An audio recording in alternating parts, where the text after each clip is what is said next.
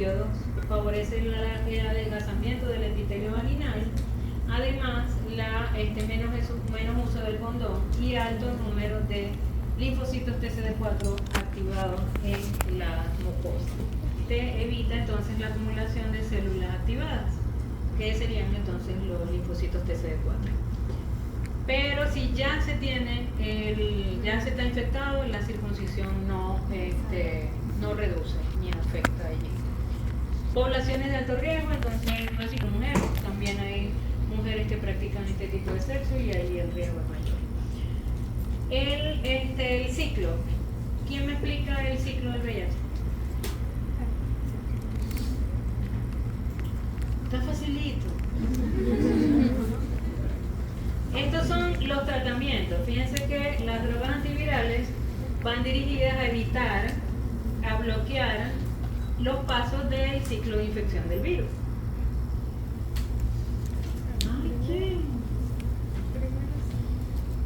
Ajá. El virus se une, empieza desde aquí. El virus se une, el GP120 a la molécula CD4 y al correceptor. Luego la GP41 permite entonces la fusión. Se fusiona entonces en la envoltura y libera la cápside. ¿Se vieron el video de adenovirus, verdad? Sí. Me lo vieron hace como 3 meses. No lo han repasado. Bueno, recuerden el video de adenovirus. Entonces, la cápside, ¿qué tiene que hacer? Tiene que llevar el virus, o sea, tiene que inyectar en el núcleo, tiene que inyectar el genoma, similar a lo que vimos en adenovirus. La diferencia es que este virus es de ARN y adenovirus es de ADN. Ok, entonces fíjense que hay drogas que evitan la unión, o sea, bloquean entonces allí la unión de la GP120 con la GP41. Hay algunos que evitan la fusión, perdón, aquí inactivan la unión de la GP120 y aquí la unión de la GP41. Entonces, una vez que, fíjense que aquí luego entonces el genoma del virus es ARN, entonces allí actúa la transcriptasa reversa y transforma ese ARN en ADN. Hay inhibidores de la transcriptasa reversa. Luego entonces el ADN se integra en el genoma de la célula hospedadora y va a formar un provirus.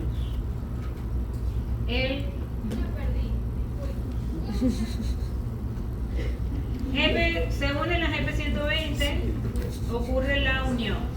Luego se une la GP41 para la fusión. Se fusiona la envoltura con la membrana de la célula, macrófagos, linfocitos, y entra la nucleocápside, que es la cápside cilíndrica.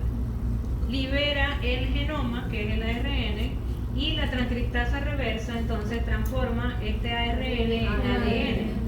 Por supuesto ya cerquita del núcleo, ¿no? Y entonces luego ese ADN ingresa en el núcleo.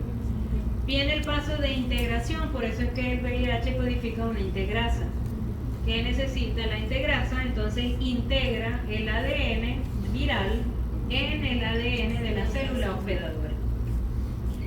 Ese ADN, ese genoma del virus, va a permanecer allí durante toda la vida de la célula. Nunca más sale de la célula. Una vez, fíjense que aquí ya está integrado, desde allí toma el control de la célula hospedadora para que ocurra entonces la transcripción y de esa manera entonces solo se va a formar los ARN mensajeros del virus. ¿El ARN mensajero dónde va? A los ribosomas. Sale del núcleo, va a los ribosomas. ¿Dónde están? En el retículo endoplásmico tuboso. Allí entonces ocurre la síntesis de proteínas. Pero el ARN también se tiene que replicar. Recuerden que por un lado se forman las proteínas, por otro lado el genoma se tiene que replicar, porque recuerden que vamos a formar viriones. Para formar los viriones yo necesito todas las partes del virus. Fíjense que se sintetizan las proteínas, las EP120 y las EP41 se van ubicando en la membrana de la célula y el virus entonces destruye el núcleo. Recuerden adenovirus cuando explota, talla. En este caso, fíjense que adenovirus ya en el núcleo se forma la molécula, o sea, se forma el virión. Destruye el núcleo y sale de la célula, ya la célula muere. En este caso no, en este caso el virus necesita tomar la envoltura de la membrana celular. Imagínense un virus chiquitito y la célula gigantesca, o sea, tiene que recorrer todavía más pasos. Se forma entonces esa cápside cilíndrica y luego entonces por rotación toma la envoltura de la membrana de la célula. Y el virus entonces sale por rotación. Aquí tienen, por ejemplo, esta es la entrada, fíjense cómo hay una fusión y lo que entra básicamente es la cápside cilíndrica. Y fíjense que estas son imágenes de microscopía electrónica, fíjense cómo sale por rotación, allí toma, se forma el virión y va a infectar otra célula. Entonces, fíjense que la infección primaria, el virus ingresa, que puede incluso en algunos pacientes durar 3 meses. Entonces, todo este periodo, mientras el virus se infecta la célula, se replica, pasa sangre, hace que el paciente no sabe que está infectado, porque no podemos detectar ni siquiera el ARN del virus o mucho menos anticuerpos específicos. Todo este periodo varía, puede durar para la viremia 4 a 11 días, pero puede durar en algunos pacientes mucho más. Todo depende de la carga viral, de la carga de infección. Todo depende de muchos factores, del sistema inmunitario. El sistema inmunitario también trata de eliminar el virus. Algunos lo logran, pero otros permanecen de manera latente. Entonces, el virus tiene tropismo por entonces las células del sistema linfoide. Ahí puede haber una activación inmunitaria que trata de destruir el virus, pero si no se detiene, entonces hay una replicación acelerada y esto es lo que poco a poco, con el tiempo, ocasiona la destrucción del sistema inmunitario y por eso entonces el paciente empieza con SIDA. El VIH, a diferencia de otros virus, es muy sensible. Tal vez por eso, pues, fíjense que los porcentajes de riesgo a través de otros mecanismos diferentes a la inyección directa en la sangre es relativamente bajo. Fíjense que es muy sensible al cloro, al etanol, al isopropanol. Cuando está protegido de materia orgánica, por ejemplo en la sangre, fíjense que se necesitan 30 minutos para destruir el virus. O sea, se necesitan 10 minutos a temperatura ambiente. Se alarga un poquito, por ejemplo, a través del calentamiento, pero lo que quiero es compararlo con otros microorganismos que hemos visto que resisten más de 100 grados centígrados, hasta 70 grados centígrados. Es decir, el virus de hepatitis B es mucho más resistente que el VIH. El VIH es bastante sensible. Aquí está el calentamiento por 10 minutos, pero a 56 grados, ni siquiera la temperatura de evolución. O sea que en general el VIH es relativamente sensible. Este es el curso de la infección. Fíjense que este es el ARN del virus, entonces esto indica que el virus se está multiplicando. Y estos son los linfocitos TCD4. Entonces a medida que aumenta la cantidad de virus replicándose, aumenta la destrucción de estas células que el virus está infectando. La viremia, como les dije anteriormente, puede ser hasta 11 días, pero este periodo de eclipse puede ser mayor, depende de cada paciente. La viremia puede durar hasta 3 meses, o sea, el virus allí, y eso entonces aumenta la carga viral. Por lo tanto, en esos primeros meses de la infección es cuando el paciente es más infeccioso. Luego entonces se puede presentar en este periodo donde hay gran cantidad de carga viral, se puede presentar entonces un síndrome pseudogripal similar a mononucleosis infecciosa. ¿Qué síntomas recuerdan de mononucleosis? No. ¿Cómo el virus destruye a los destruye. Recuerden que cada vez que hablamos de replicación, no es, aquí mostramos es un solo virión, pero se producen millones y millones de viriones. Por destrucción, ajá. Si establece una infección latente, los mecanismos a través de los cuales el virus está latente no se multiplica, pero cambia. Se desconocen los factores por los cuales el virus de esa infección latente activa una infección lítica.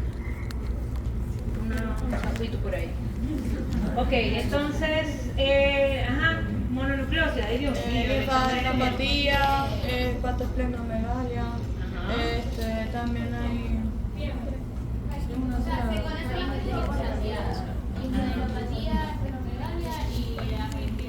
y faringitis exudativa. Ok. Aquí pueden haber cefalea, mialgia, etc. Pero básicamente, como es un síndrome pseudogripal, pues el paciente no tengo gripe, no sabe que está infectado, porque no es característico de la infección por VIH. Fíjense que luego después de los 6 meses cae en la infección en este periodo de latencia clínica que puede durar 10 años sin tratamiento. Ahora la expectativa de vida con la terapia, la triple terapia antiviral, pues es mucho más larga. Incluso hay pacientes que pueden llegar a los 70 años, o sea, pueden llegar a una vejez.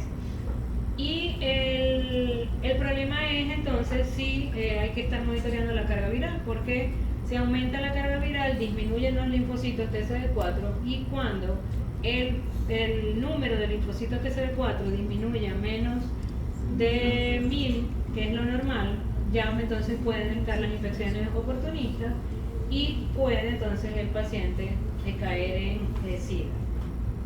Este es este periodo donde entonces el virus se está multiplicando, se está diseminando.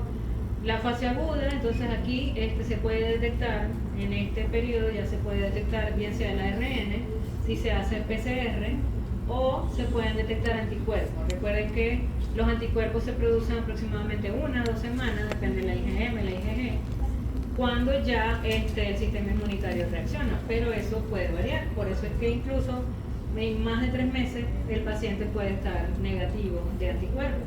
Y si en ese periodo dona sangre, entonces allí es el riesgo de las transfusiones, que en los bancos de sangre no hacen PCR, lo que hacen es los ELISA que detectan anticuerpos. Y si el paciente no tiene anticuerpos, pero sí está infectado, entonces puede transmitir.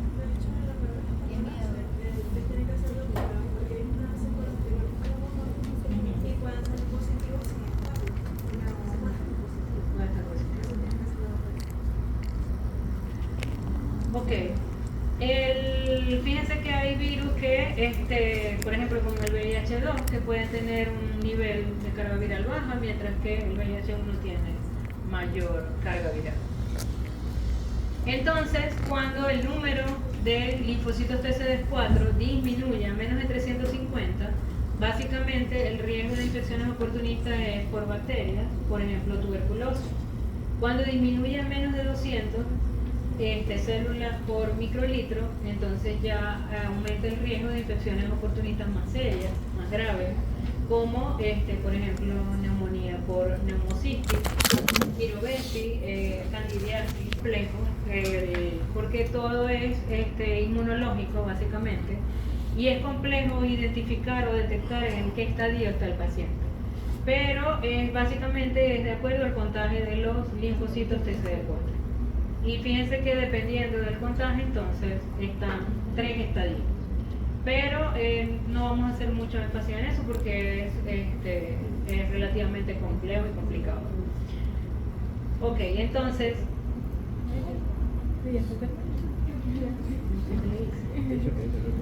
Ahora sí me salí.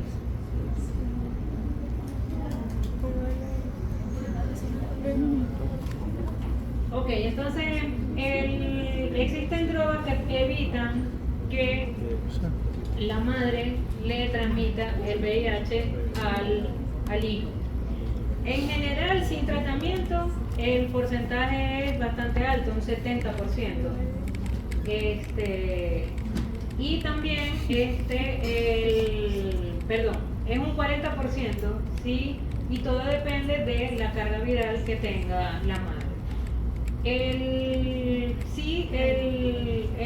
nacimiento es por cesárea, entonces el porcentaje disminuye muchísimo, en un 70%, aumenta hasta un 70% de los casos de evitar la transmisión del virus.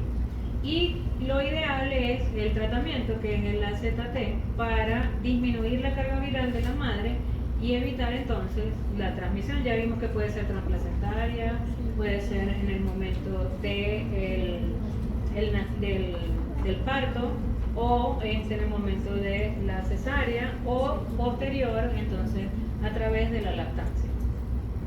Si el niño nace con VIH, el pronóstico no es muy bueno. Fíjense que los síntomas se presentan alrededor de los 2 años.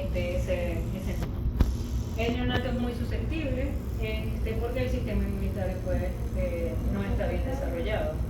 Y estos son algunas de las manifestaciones clínicas, pero igual son infecciones oportunistas en el contacto. O sea que todas las manifestaciones del SIDA dependen de las infecciones oportunistas.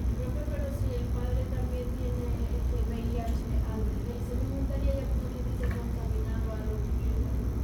Si es el padre, en el momento de la fecundación ya el recién nacido tiene VIH. O sea que podría ser una madre infectada. Si es la madre infectada, pero el padre no está infectado. ¿Cómo?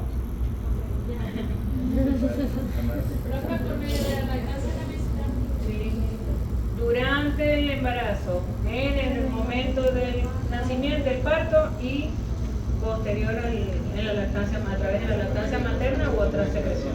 Pero el niño si tenga tratamiento no tiene buen pronóstico.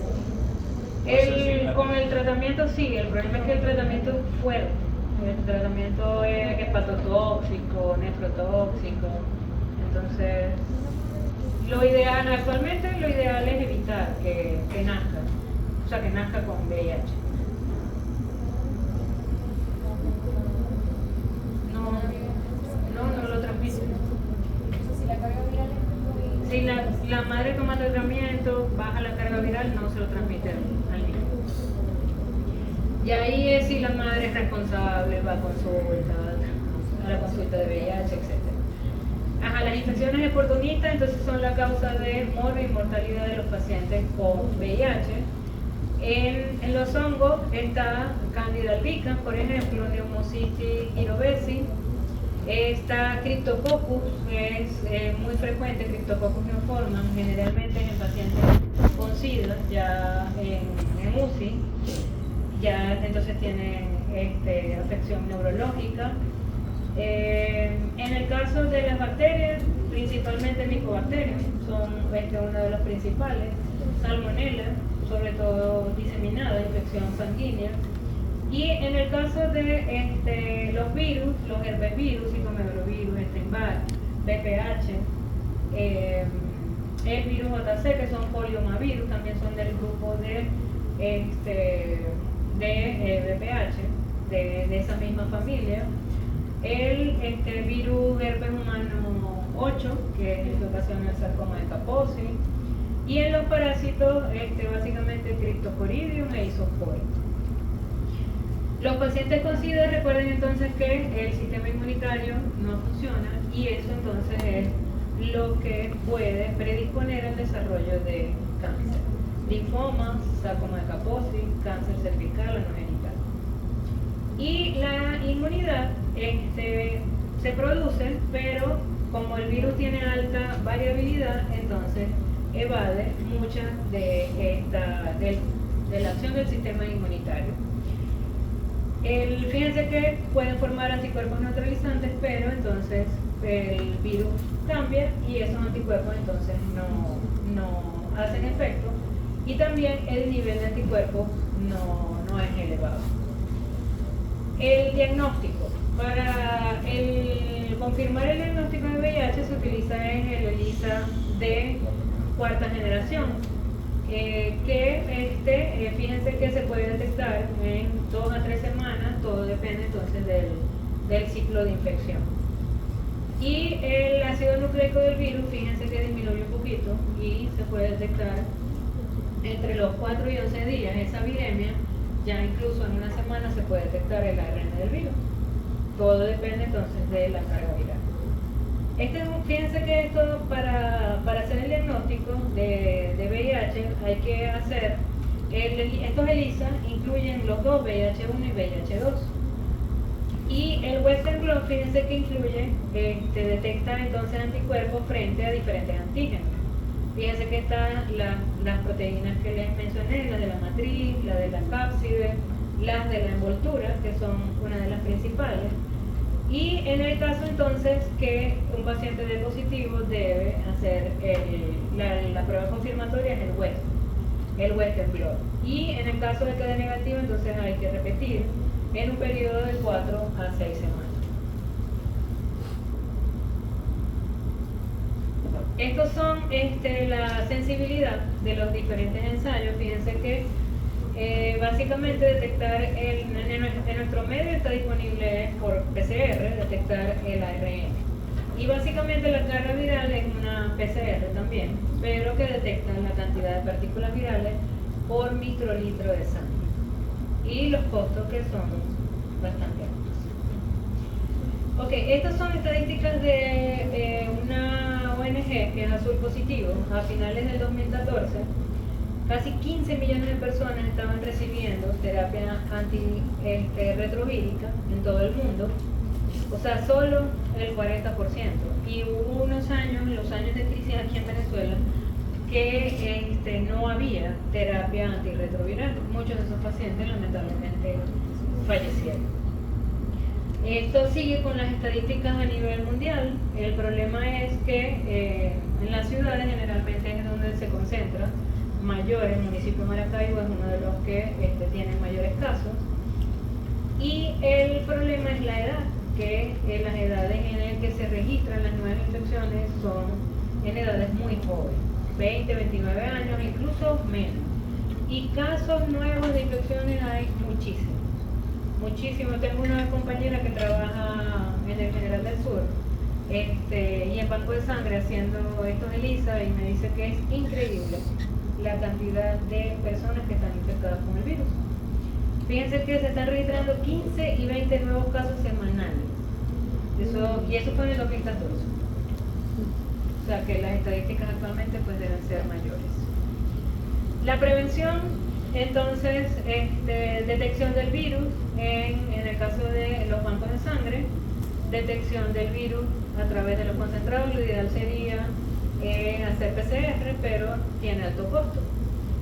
Por lo menos hacer los ELISA en suero del paciente. Sexo seguro, entre comillas, porque uno puede estar casado, tener su pareja sexual, pero si te pegan cacho, ¿qué se hace? Entonces, ya ahí es educación, conciencia, mucho cuidado.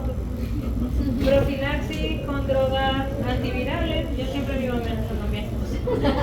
En realidad él es el que me amenaza a mí, porque como yo trabajo en bacteriología con muchas bacterias infecciosas, entonces él siempre me dice si me da tuberculosis. Y principalmente entonces educación, porque básicamente es tratar de evitar. Existen diversos tratamientos. Este es el AZT, el que se utiliza en la mujer embarazada y disminuye, fíjense, hasta un 75% la transmisión al recién nacido. Fíjense que básicamente allá en el ciclo lo vimos, donde están los antivirales. Algunos entonces actúan sobre la transcriptasa. Lo ideal es utilizar 3, la terapia triple, y que ataquen diferentes estadios, y no se pueden suspender, porque cuando se suspende entonces puede adquirir resistencia hacia ese medicamento, hacia ese tratamiento, y entonces allí sí se agotan un poco las expectativas. Con respecto a la vacuna, los problemas del virus es la alta mutabilidad, el periodo latente, que el genoma está integrado en el genoma de las células, entonces pasa por completo desapercibida la infección. La necesidad de desarrollar una inmunidad efectiva anteriormente, si el paciente fallece, ¿cómo se va a estudiar? O sea, ¿cómo se va a estudiar el sistema inmunitario? ¿Qué antígenos se pueden utilizar? Ahora, como hay mayor expectativa, de vida, entonces esto ha permitido en los últimos 20 años lograr mayores avances en el desarrollo de la vacuna. Si la inmunidad natural no elimina el virus, entonces encontrar algún mecanismo a través del cual podamos inducir la inmunidad es complicado, porque si naturalmente la infección, el paciente no desarrolla anticuerpos, la inmunidad celular tampoco, entonces es difícil encontrar qué antígenos específicos pueden estimular a través de una vacuna el sistema inmunitario. Hay vacunas basadas en la generación de anticuerpos frente a la GP120, pero en los inicios no tuvo éxito. Vacuna de respuesta de la inmunidad celular tampoco tuvo éxito. Las vacunas de vectores, fíjense que esta expresa proteínas de la envoltura, 31% de protección. Imagínense, no, yo soy voluntario y solo el 31% no se infectó, los demás se infectaron todos. Eso no. Solo el 20% de los individuos infectados desarrollan anticuerpos neutralizantes, pero encontrar esos pacientes tienen que haber voluntarios para poderlos encontrar. Entonces, hay muchos que son voluntarios y básicamente esta es la que ha tenido una respuesta humoral efectiva, los epítopes de la envoltura. Y estos son de la GP120.